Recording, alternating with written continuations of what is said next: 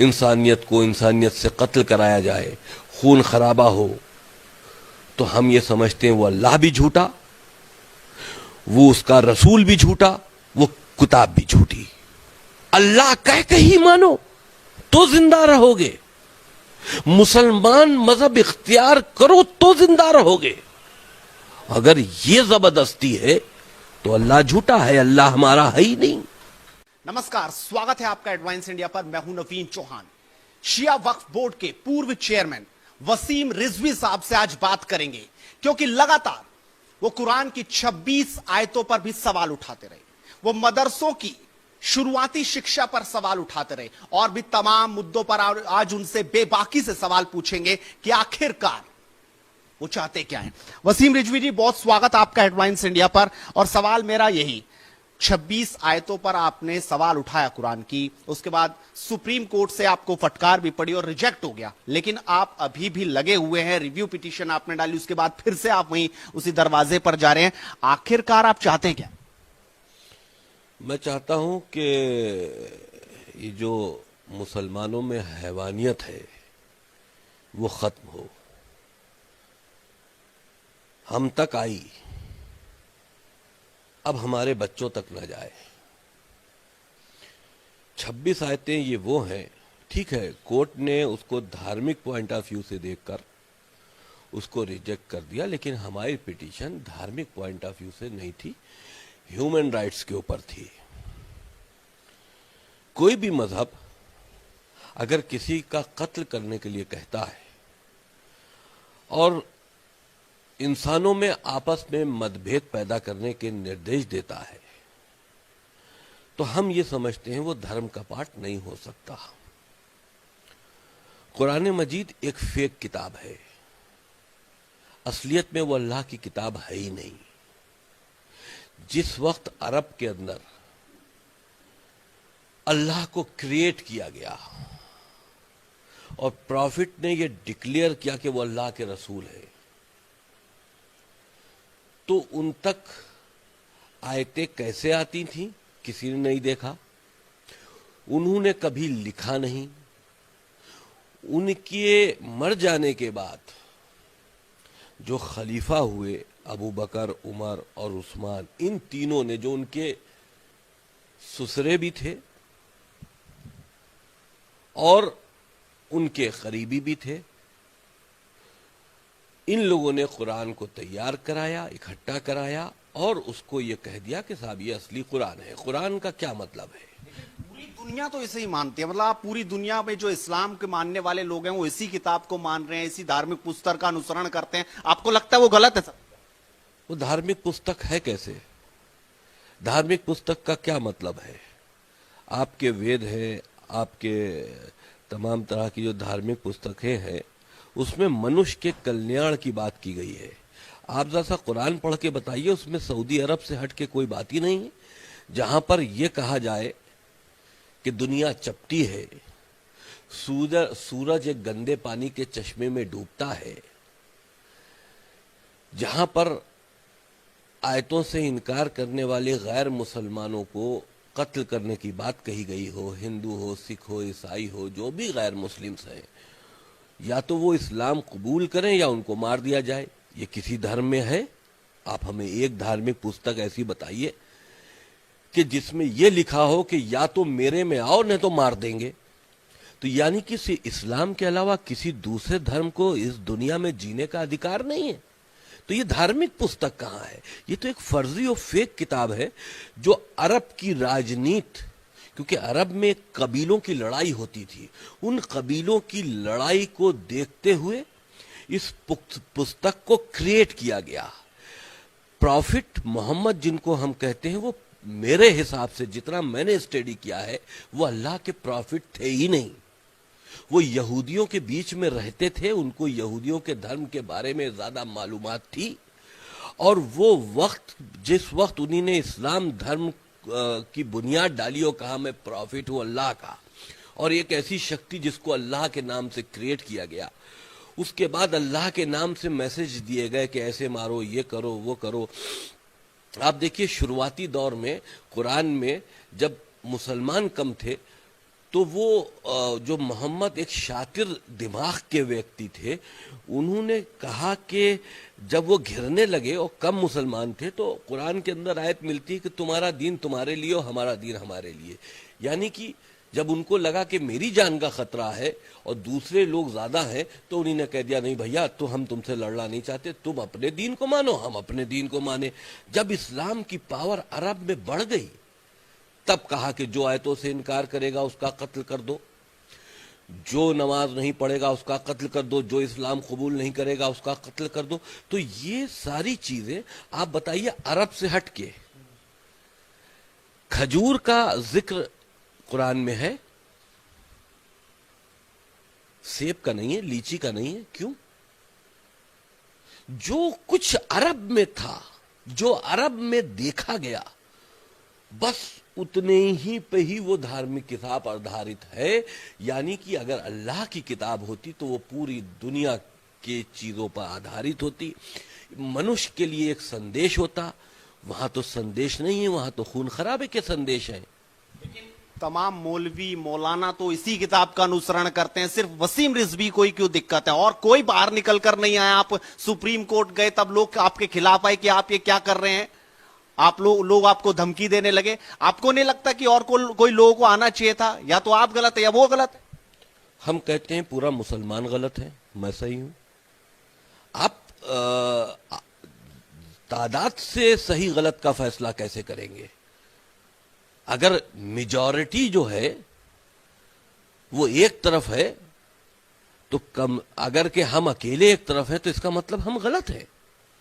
آپ پروف کرو. ہم نے تو چیلنج دیا سارے ملاؤں کو کہ پروف کرو میرے سوال کو کہ یہ اللہ کی کتاب کیسے ہے، رسول اللہ کے رسول کیسے تھے، پروف کرو نا. یہ کون سی بات ہوئی کہ اگر رسول نے کہہ دیا تو مان لیا؟ جو چیز لکھی ہے اس کو پروف کرنی ہوگی. آج آپ جو بچے جیوگرافی پڑھ رہے ہیں اسکولوں میں، وہ کہہ رہے ہیں دنیا گول ہے، دنیا گھومتی ہے. آپ قرآن سے پڑھا رہے ہیں کہ دنیا چپٹی ہے اور رکی ہوئی ہے، اس کے چاروں طرف سورج اور چاند گھومتے ہیں. یہ کون سی لاجک ہے؟ آپ تو پڑھے لکھے بچوں کو بھی جاہل کر رہے ہو. وہ تو جو شروعاتی شکشا، جو پرارمبک شکشا مدرسوں میں ہوتی ہے، وہ تو اس کا انوسرن کر رہے ہیں. آپ کو لگتا ہے وہ شکشا ہی غلط ہے؟ جو شکشا چل رہی ہے، جو سالوں سال سے جو پدھتی چلتی آ رہی ہے، وہی غلط ہے؟ آپ یہ مانتے ہیں؟ بالکل غلط ہے.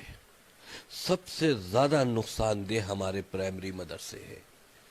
پرائمری مدرسوں کی بیسک پڑھائی قرآن ہے. ہم نے کئی بار یہ بات کہی کہ پرائمری مدرسوں کو بند کر دو، ہائی اسکول تک کامن ایجوکیشن کر دو ہر بچے کے لیے.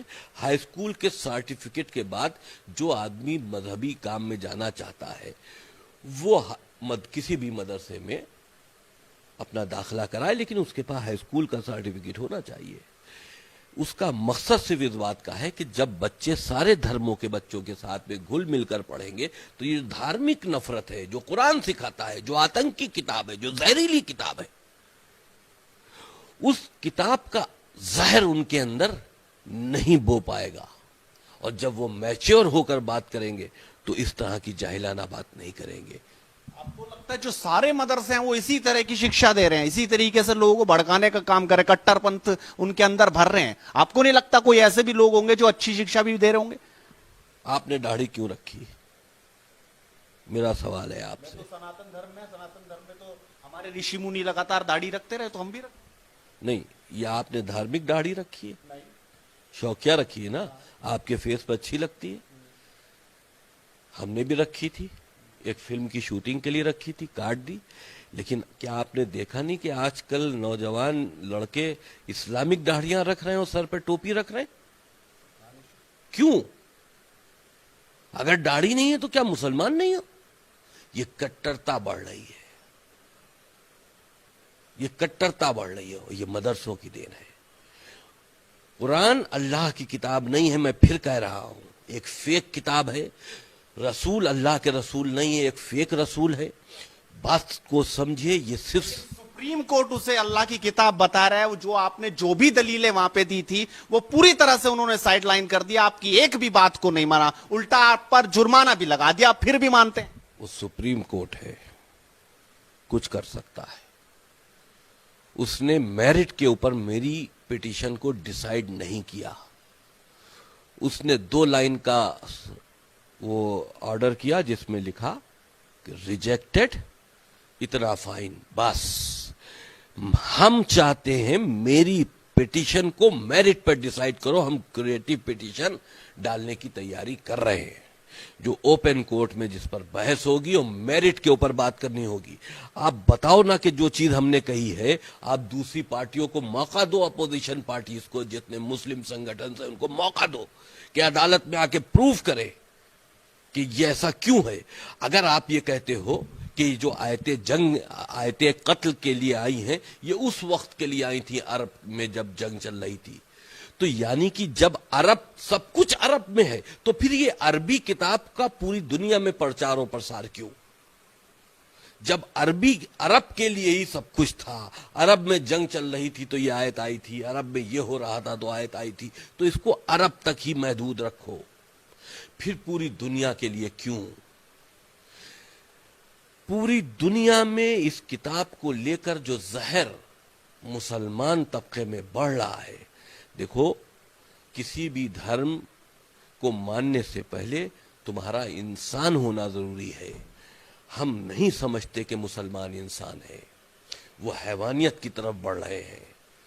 उनको इस तरह की किताबों को किरारे करना होगा, इसको फेक किताब मानना होगा, इस्लाम को फिर से नए तरीके से खुद ढालना होगा, इंसानियत अपने अंदर पैदा करनी होगी। अगर तुम अच्छे इंसान बन गए तो तुम मुसलमान बन सकते हो।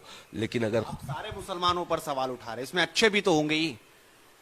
आप सबको आतंकवाद से जोड़ रहे हैं, इसमें अच्छे भी तो होंगे ही। जिन्होंने उनकी उस किताब का अनुसरण किया वो भी तो कहीं ना कहीं निकले होंगे। कोई देखकर अनदेखा कर देता है, किसी में हिम्मत नहीं होती कि वो आतंकवाद की तरफ गोली खाने के लिए बढ़ जाए, कोई जज्बे में आतंकवादियों की तरफ चला जाता है। आप बताओ, पढ़ा तो सबने एक ही चीज है ना, हर मुसलमान पढ़ता है। हमने भी बचपन में कुरान पढ़ा था, मिठाई बटी थी कि वसीम रिजवी ने कुरान खत्म कर दिया, बचपन में पढ़ा था, अब समझा है। पढ़ना और समझना अलग की बात होती है। हमने समझा कुरान को इंसानियत की पहलू से, और मुसलमान समझ रहा है अल्लाह के निर्देशों से कि ये अल्लाह ने कह दिया है, लिहाजा इसको करना जरूरी है। हमने जब पढ़ा और समझा तो ये समझा कि ना, ये इंसानियत के खिलाफ है, ये अल्लाह की किताब नहीं हो सकती। तो मुसलमान, अगर पूरी दुनिया का मुसलमान मेरे खिलाफ हो जाता है, तो वसीम रिजवी वर्सेस ऑल मुस्लिम वर्ल्ड भी अगर हो जाए तो मैं उससे डरता नहीं। जो बात सही है वो मैं कहता रहूंगा कि ये कुरान गलत है, फेक है, इस्लाम कोई धर्म नहीं है। विश्वास है अल्लाह पे कि नहीं? आप उनका अनुसरण करते हैं? अगर अल्लाह एक इंसान को दूसरे इंसान से मरवाने की बात कर रहा है तो वो अल्लाह नहीं है। अल्लाह का क्या मतलब है? वो जिसने इस दुनिया को क्रिएट किया है, हमने उसको अल्लाह नाम दिया, आपने ईश्वर नाम दिया, शक्ति, एक शक्ति है, सब अलग अलग उस शक्ति को मान रहे हैं। लेकिन अगर हमारा अल्लाह, जिसको हमने एक केंद्र बनाया है अपनी आस्था का, और उसके नाम से इस तरह की प्रचार और प्रसार हो रहा है कि इंसानियत के अंदर नफरत हो, इंसानियत को इंसानियत से कत्ल कराया जाए, खून खराबा हो, तो हम ये समझते हैं वो अल्लाह भी झूठा, वो उसका रसूल भी झूठा, वो किताब भी झूठी। हम नहीं मानते। आपको नहीं लगता इस बात का और विरोध होगा? आप अल्लाह को झूठा बता रहे हैं, आप पहले से ही कुरान की उस धार्मिक पुस्तक का विरोध करते रहे, उसके खिलाफ आवाज उठाते रहे, और आपने अल्लाह पर भी बोल दिया। आपको नहीं लगता इसका विरोध होगा? और क्या इस विरोध से क्या वसीम रिजवी को कुछ तकलीफ है, कुछ डर है, कुछ समझ में आ रही है कुछ बात? ना, डर कोई बात का नहीं है। मौत सबको आनी है, हमें और आपको। ज्यादा कट्टरपंथी हमको मार देंगे اور مارنے کی کوشش تو کر ہی رہے ہیں. تو ایک ہی دن تو موت آتی ہے, اور موت کی تکلیف صرف آدھے منٹ سے کم کی ہوتی ہے, چاہے جتنی بے دردی سے موت دی جائے. میں اس سے نہیں ڈرتا, لیکن جس اللہ کو آپ نے بنایا ہے, انسان نہیں تو اللہ کو پہچنوایا نا. اللہ تو اوپر سے نہیں آیا کہ یہ کہنے کے لیے ہم اللہ ہے. رسول نے اللہ کو پہچنوایا, اور تم نے اللہ کو ایسے پہچنوایا کہ اللہ کی ہی چھوی خراب کر دی. ارے اللہ کے بارے میں اگر کوئی چیز لانی تھی تو دنیا کو سوچ کر لانا چاہیے تھا. اللہ صرف سعودی عرب کو سوچ کر اسلام دھرم کو بنا رہا تھا؟ ساری سعودی عرب کی گھٹناؤں پر آدھارت اسلام دھرم ہے. میسجز کیا ہیں پوری دنیا کے لیے؟ کوئی کرسچن ہے, وہ بھی تو کہیں نہ کسی طرح سے ایک ہی ایشور کو مان رہا ہے, ایک ہی بندو کو مان رہا ہے جس نے دنیا کو کریٹ کیا ہے. اللہ کہہ کے ہی مانو تو زندہ رہو گے. مسلمان مذہب اختیار کرو تو زندہ رہو گے. اگر یہ زبردستی ہے تو اللہ جھوٹا ہے, اللہ ہمارا ہے ہی نہیں.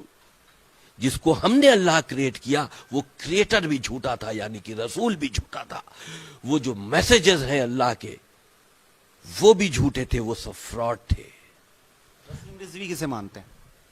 ہم انسانیت کو مانتے ہیں, اور اس شخصی کو مانتے ہیں جس نے آپ کو بھی پیدا کیا اور ہمیں بھی پیدا کیا. ہمیں آپ کی بھلائی کے لیے سوچنا چاہیے, آپ کو ہماری بھلائی کے لیے سوچنا چاہیے. یہ ہے دھرم. آپ نے مدرسوں پر بھی سوال اٹھایا, یہاں پر بھی اٹھایا آپ نے, قرآن پر بھی سوال اٹھایا, لیکن اب یو پی میں ایک ڈرافٹ بنا 2 بچوں کے قانون کو لے کر, جلدی قانون کی شکل بھی قانون بھی دکھے گا. اس پر وسیم رضوی کیا سوچتے ہیں؟ کئی لوگوں نے تو یہ بھی کہا کہ بھائی اللہ کی دین ہے یہ, آپ اس کو کس طریقے سے دیکھیں؟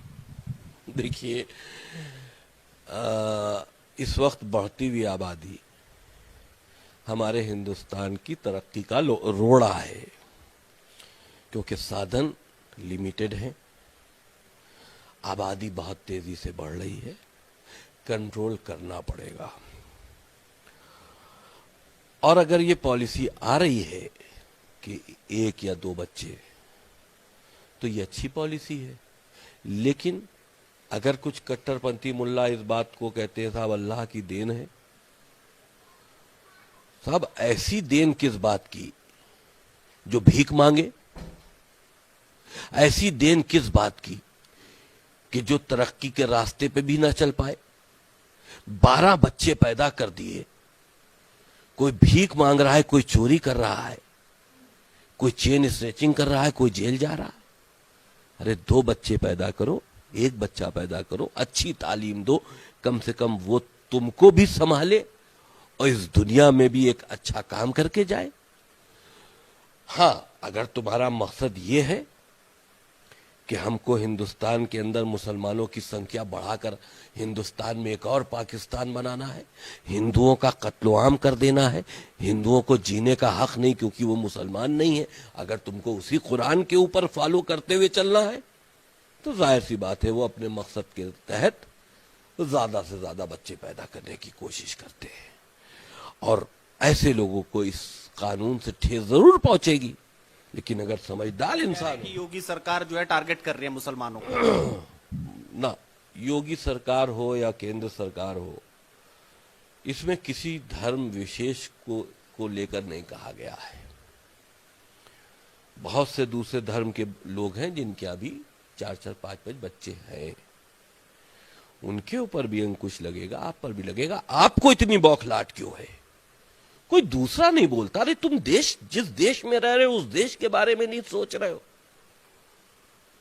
تم شریعت کا قانون یہاں لاگو کرنا چاہتے ہو, سویدھان سے ٹکراتے ہو.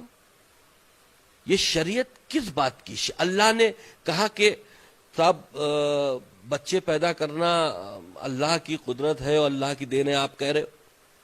اور اگر سویدھان کے تحت کوئی قانون بن رہا ہے آپ کہہ رہے ہیں ہم اسے نہیں مانتے, تو تم ہمیشہ ہندوستان کا مسلمان سویدھان کے برابر میں شریعت کو لے کے چلتا ہے.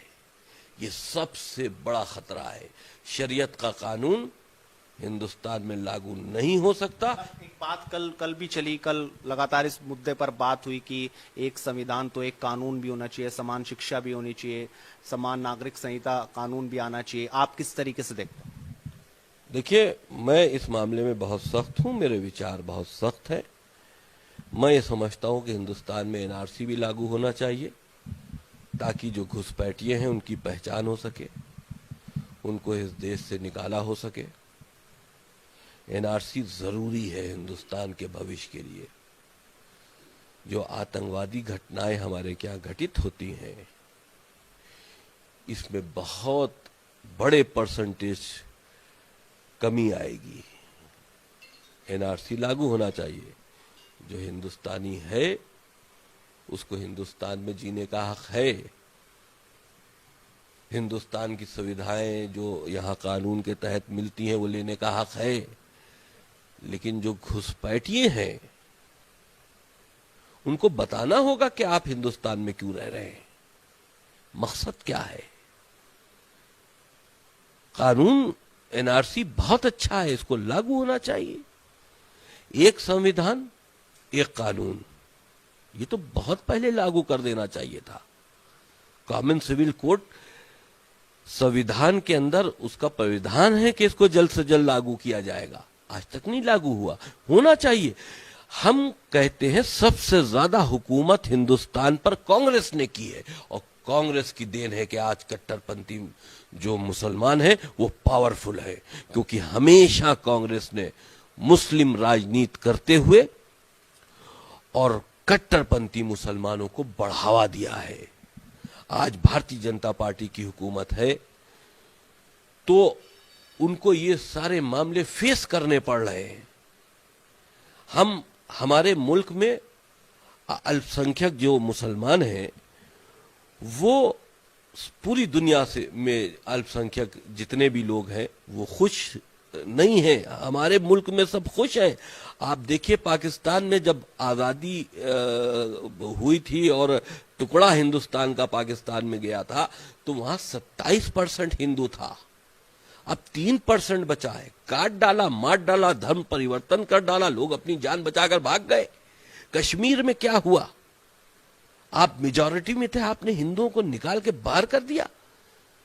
جس طرح سے اگر آبادی اگر اسی طرح سے کشمیر جیسی آبادی ہندوستان میں بڑھ جائے تو ہندوؤں کو یہ رہنے کے لیے جگہ تک دینے کو تیار نہیں ہوں گے. لگتا نہیں آپ بھڑکا رہے ہیں لوگوں کو کہ یہ دیش میں بھڑکا رہے ہیں آپ, اور اس طریقے سے اپنی لوکپریتا بڑھا رہے ہیں بس بھڑکا کے؟ میں اصلیت کہہ رہا ہوں, اس میں بھڑکایا کیا ہے بتا دیجئے. کشمیر کی مثال میں نے غلط دی, میجورٹی میں تھے تو ہندوؤں کو باہر کر دیا. اگر اتر پردیش سے میجورٹی میں ہو گئے تو ہندو کہاں رہے گا؟ قانون اپنا کام کرے. کشمیر میں کیوں نہیں کیا؟ کشمیر میں جس وقت یہ زیادتی ہو رہی تھی قانون سو رہا تھا آپ کا, کیوں نہیں کیا؟